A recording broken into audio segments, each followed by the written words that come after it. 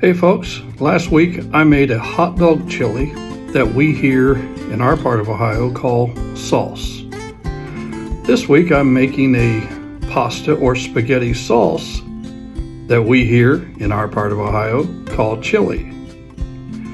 Yes, we get a little confused here in Ohio, but we're happy, so don't rain on our parade. Cincinnati chili, one of my favorites. Let's have some fun. So first, the spices. 1/4 teaspoon of cayenne pepper, 1/2 teaspoon of allspice, 1 teaspoon ground cinnamon, 1 teaspoon ground cumin, 1/4 teaspoon ground cloves, 2 tablespoons chili powder, 2 teaspoons unsweetened cocoa, 1 teaspoon salt, 1.5 teaspoons of ground pepper. So we'll start by adding 4 cups of water into our pot. And then we're going to add 2 pounds of ground beef. And then we'll have to start working that in. We want to work that in, crumble it up real good before we start to heat it up. Then it's time to begin to add the spices to the mix. Give that a good stir.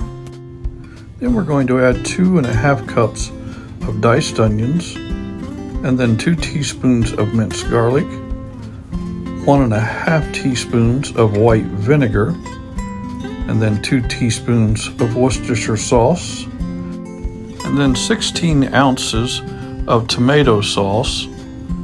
And then we're going to add some bay leaves, and then bring this to a simmer and let it simmer for about 2 hours. We want it to thicken up, and the consistency will look like this. It's time to remove the bay leaves. So I'm building a 4-way with onions here, and I'll tell you a little bit more about that in a second.